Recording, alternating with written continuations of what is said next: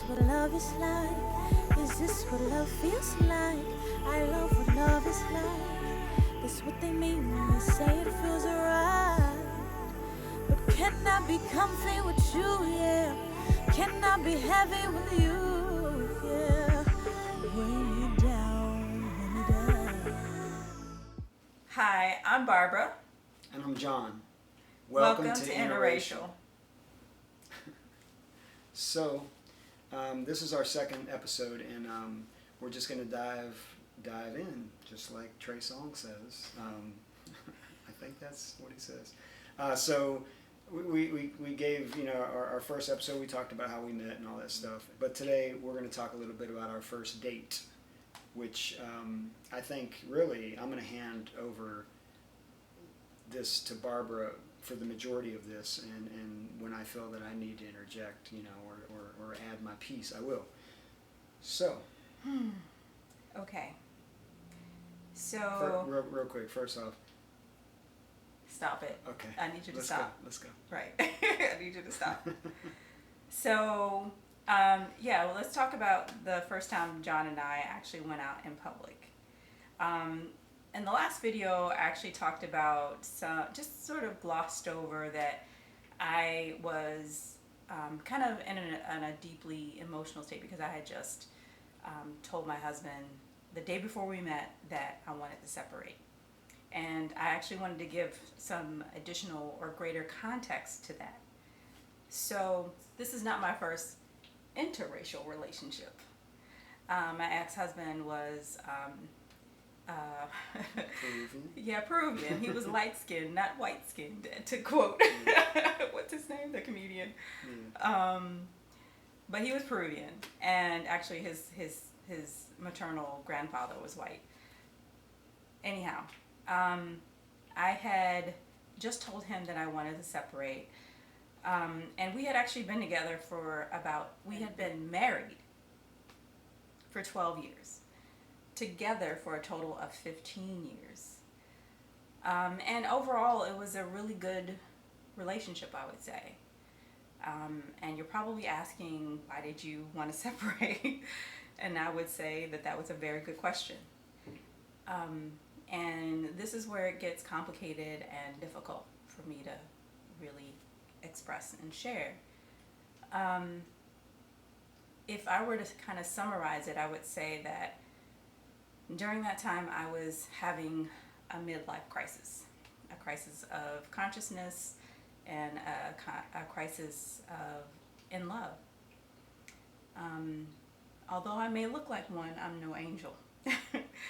I'm no angel by any stretch. What my announcement to my ex-husband was, it definitely came as a surprise to him. And it felt strange coming out of my mouth because this is the person that I had expected to be married to for the rest of my life. And I've shared this with John. I didn't see myself being married to anyone but this person. And he had been really good to me. And he's a good person. And I'll never take that away from him. So it wasn't anything that he did that impacted the stability and strength of our relationship. It was the actions that I had taken. So I take full accountability. I actually had an affair, and it began to eat at me tremendously. Because this man, he pretty much took care of me. I had everything. Everything that I'd ever needed and wanted. He was there to provide for me. And so when I said to him that I wanted to separate, it was because the person that I was having an affair with, I learned that he was starting a new life with someone else. And that literally crushed me. And it sent me into a downward kind of spiral. And I didn't think it was fair for me to be married to someone knowing that I was having the feelings that I was feeling, and I felt like he deserved better. So, and I didn't tell him immediately. He knows now, but he didn't know immediately. And it took maybe a month before I actually moved out. And it wasn't until after we were divorced that I actually finally told him. I really kind of fully spilled the beans. But ultimately, the people who knew about my indiscretion were the people who mattered. You know, my ex-husband, my mom, my best friend, and my daughter, and now John. And so that was the emotional kind of state that I was in leading up to the time of our first date. At the time, John had no idea what was happening in my life. No. Had no idea. So, there's a lot of things that I didn't understand because I didn't really know Barbara. And Barbara didn't know me. We really just kind of met, but there was energy there that was a good connection. I made her laugh a lot. That's one thing that Barbara says that kind of helped her get through that time in her life. I didn't know how important that was. I just liked making her laugh. But Barbara was very private, and in a sense, I let it bugged me a little bit, because when we went on our first date, what you would consider not during work hours, because we did go to lunch every now and then, but a lot of people go to lunch together, and the last thing she wanted was her coworkers saying, who's that amazingly handsome man you're walking with? I'm just saying. But so I don't know if I convinced her, but it's kind of funny because at the time, I don't know if y'all remember, there was wasn't there a hurricane at the time? I don't remember. His memory is a lot better. There was a than hurricane. mine. There was a hurricane. It was 2017, and Puerto Rico. Yes. Matter of fact, Puerto Rico. Yes. And the agency we worked for was doing some relief efforts there, and Barbara tried to go. Yes, I was ready to jump ship. I was ready to go because at the time I thought maybe I just needed some separation from my life. I needed to focus on other people's lives, and the crisis, and I just needed a different perspective. I wanted to get away. Yeah. And I actually shared that with him when we first met. It was very early on. And I didn't get called. And I would say that was probably because you were really good at manifesting. I was smiling in her face, like, oh, I can't wait. I hope they call you. I know you're excited about this going to Puerto Rico, and in the back of my brain, I was like, I don't want you to go to Puerto Rico. So she didn't end up going. So I remember talking about that specifically on our first date. I talked to Barbara about, because she had mentioned she had gotten a call, but it was like, you got to be here the next day. She didn't have paperwork, and so it just fell apart. To my benefit, actually, because I really don't. We might not be here today if she'd have went away to Puerto Rico for a month, 2 months. Who knows? Who knows exactly? So and then she, I'll never forget, because she got a new phone. Yeah. And she still has it. He hates my phone. It's janky. But I don't care. It's an Android, and he's an Apple snob. But we digress. Yep. Continue. Okay. So anyway, we go to the wharf is where we went, for those people who are familiar with this area, and it's redone. It's beautiful down there, and the weather was perfect. We were rolling into the fall, and so it was beautiful outside, and I just wanted to walk around. I wanted to hold her hand, but I knew that was Barbara wasn't going to let me do that. I knew that was a no-go. But we did have great conversation. We had dinner. We walked along the water. There's a place where this cute fire pit, and we went down there and checked that out. And it's funny because Barbara later on told me, I was like a little boy with a new toy. Yes. And but in my defense, I'm sure that there are ladies out there watching, and hopefully there are some men that are going to watch this. But look at Barbara, seriously.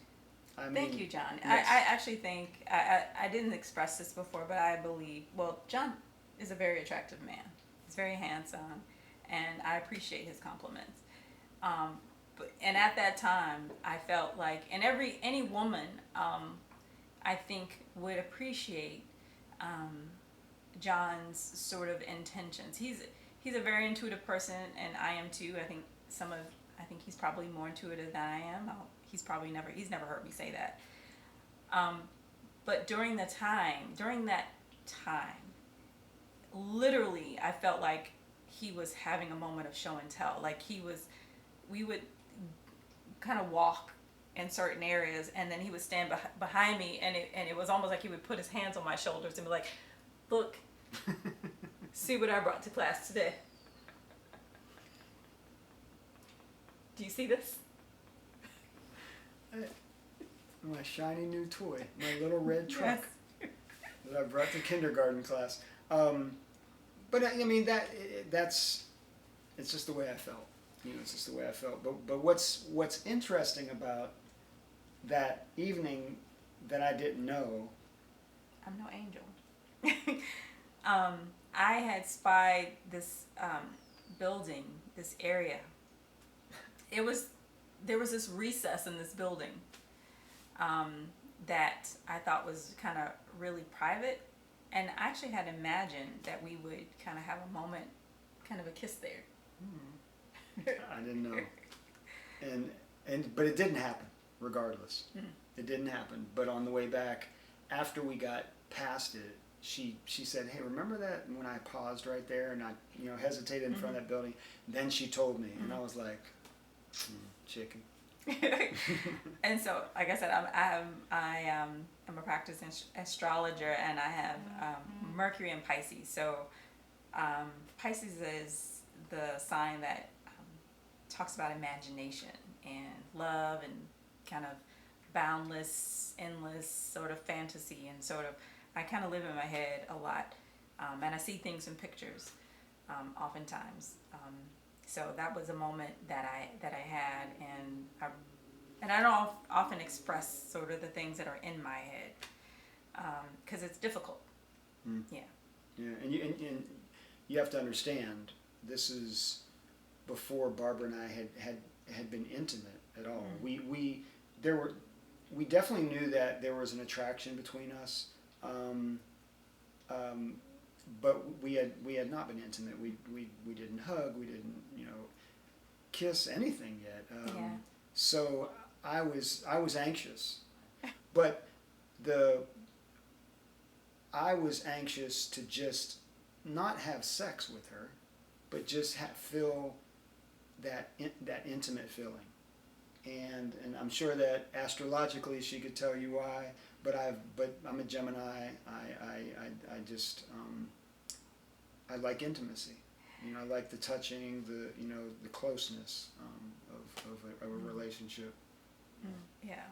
So that was our first date, and it was a really good time, and like John said, he could kind of sense that I was being somewhat distant, in a sense that I was very much aware, and even today, aware of the perception of others.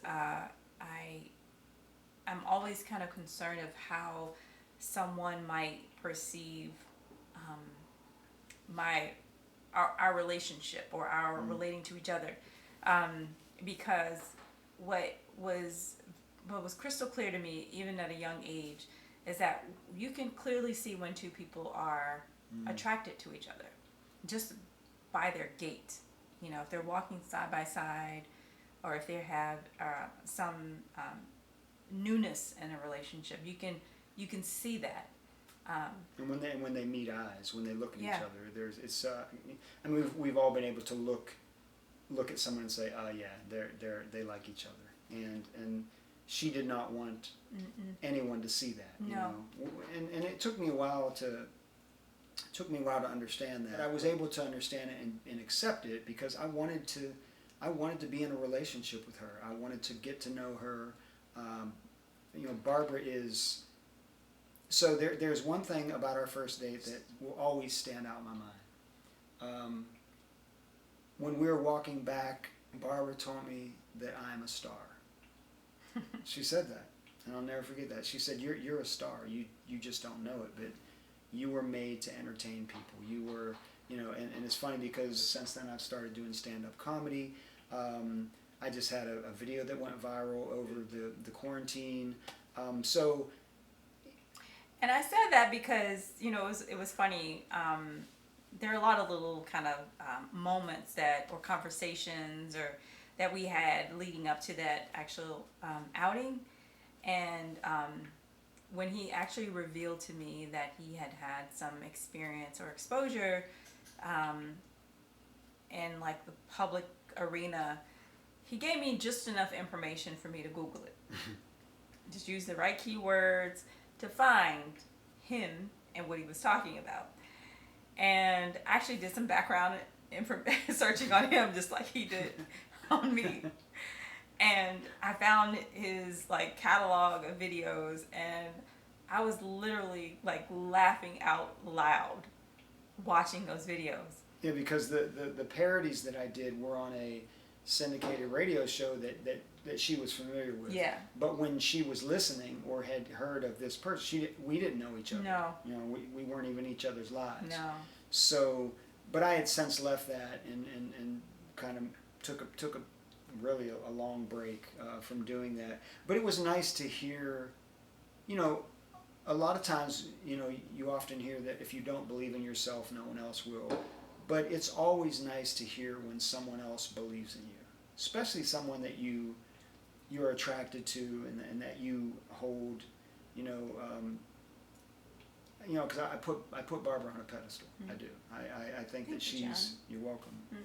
I think she's a special lady, unlike any woman that I've ever met before. Her spirituality is deep.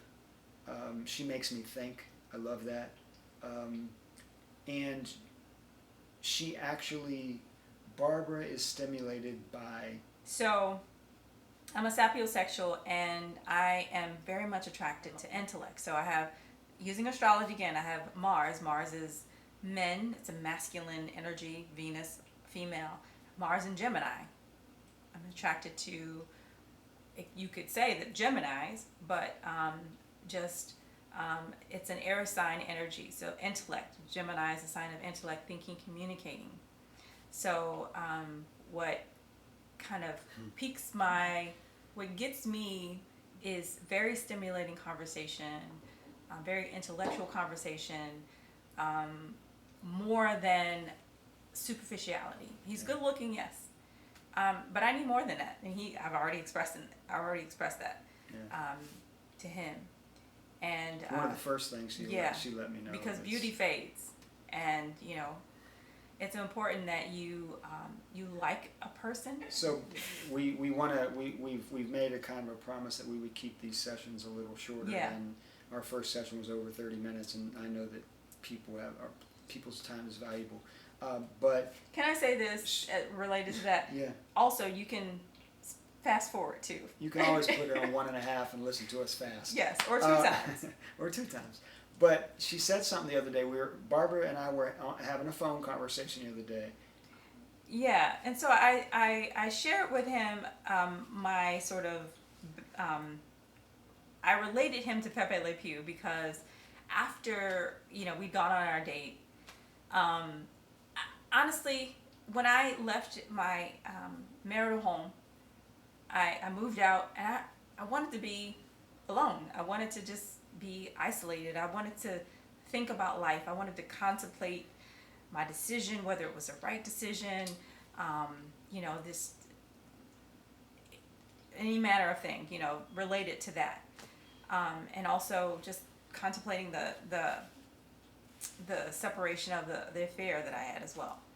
And John, he was all in. He was all in from day one. So, But hold on, but he was all in from day one. And I knew he was married, and I knew he was having marital issues, and I knew that he needed to resolve them, and he was at a state where he needed, I hope you don't mind me saying this on camera. No, go ahead. But he needed a little coddling. And I felt that I didn't have that energy to give to him during that time because I was dealing with my own, excuse my French, shit. And I was very much his advisor during that time. My counsel. Yeah, and it took away from, and I kind of resented the fact that it took away from me sort of contemplating my life and dealing with my own emotional state. And so I honestly sometimes felt guilty. So I would spend time with him. It's not that I wasn't attracted to him. We definitely had chemistry. I won't deny that. We still do.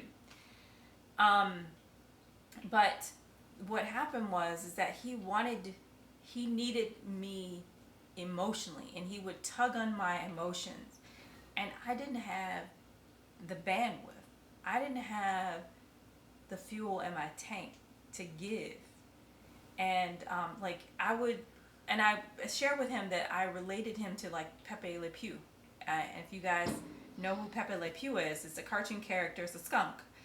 And he fell in love with a cat. And just out of nowhere, he just wanted to give this cat so much love. And every time he saw this female cat, he was just like, mi amor, my love. But, speaking French, that's actually Spanish. And the cat was just like trying to inch away. Yeah. That was me. Yeah. That was me trying to, pull away every time. And so, And he said when I shared that with him, I was actually surprised with his response. He laughed. He laughed because it was true. That was I said there's not. So Pepe Le Pew is like it didn't matter what the cat said. He was all in. The cat never regardless. said anything. The cat was using her body language to squeeze away, but he didn't care. It was oblivious to it, and that's how. But it took up until recently, until I was able to acknowledge and understand fully where she was coming from and the battles, the internal battles that she was having.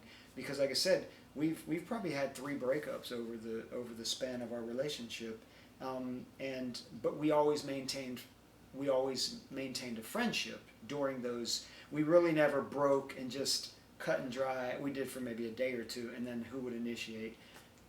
Me, because I always said to myself, if there's something that I want and it's important enough, then I'm not going to play games. I'm not going to play I'm going to give her the cold shoulder and see if she comes to me. I just said if I can't be honest and be who I am and be true and show you that my heart is open to you, then I don't need to be in the relationship. And it was hard for her. I think just as it was hard for me to understand, it was probably hard for her to understand that too. Yeah, because there were times where I just wanted to let things kind of die and didn't want to say that. And he actually said, unless you tell me. Mm-hmm. He wouldn't let me sort of chicken out. I said, you're going to have to... Yes. So there's this thing I make. I grow wheatgrass for us. Mm-hmm. So and I said, when I quit growing that wheatgrass... That's when you know. That's when you know I'm done. It's a wrap. I appreciated that, though. I kept growing the wheatgrass, though. Mm-hmm. Yeah. But I think we probably have gone, long enough in this episode. We will... if you leave some comments and you have any specific questions that you'd like to know about our relationship, please, but we have so much more to share, and we really appreciate you watching. And Barbara is, I'll end on this. She had sort of like the morning after we did the first video. She kind of scared me a little bit because I thought she maybe bit off a little more than she could chew. But it took her about a day or so, and then that she called me that evening it was back to normal. Yeah, we can talk about that next episode. Yes, definitely, because that was interesting. Yeah. But thanks for viewing, and subscribe if you haven't already, and you can follow us on Instagram also. Yeah. At InnerRacial, and again, it's inner. We know we're interracial partners.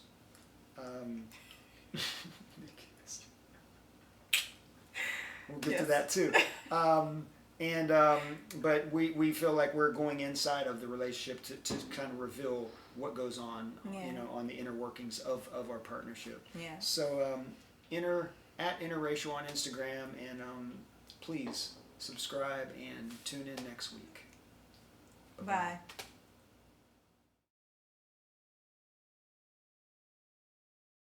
I did. Do we still want to do that? Yeah. All right. 2, 1. Hi. No, you gotta count 3, 2, 1 in your head. Okay. After I say 3, 2, 1, to give it that. Okay.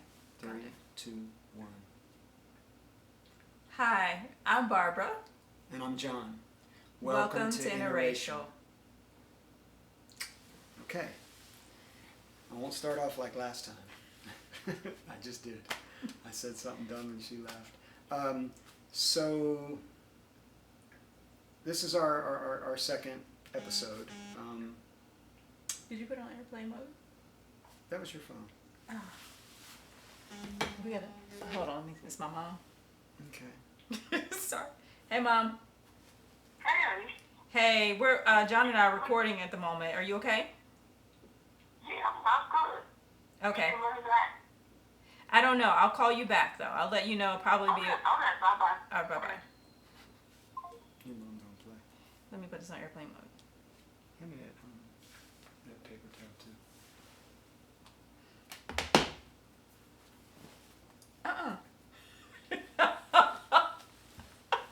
Okay. Okay, here we go again. Yeah. All right. Cause shoot. Right. Hey. Mm-hmm. Okay. Bluebirds Yeah. and 3, 2, 1. fireworks couldn't touch us, 'cause we're too high. But look at how they glow, smooth blue sprinkled with starlight. We are bad,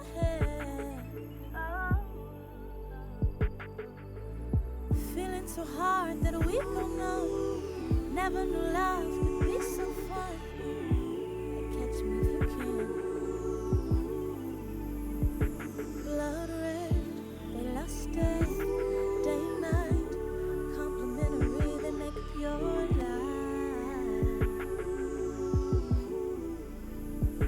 Oh, is this what love is like? Is this what love feels like?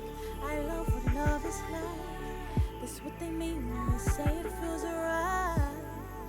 But can I be comfy with you, yeah? Can I be heavy with you, yeah? Weigh me down,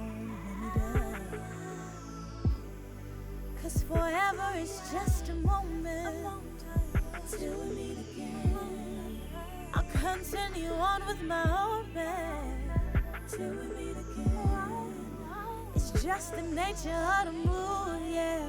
If I could, then I would choose, yeah, to wait.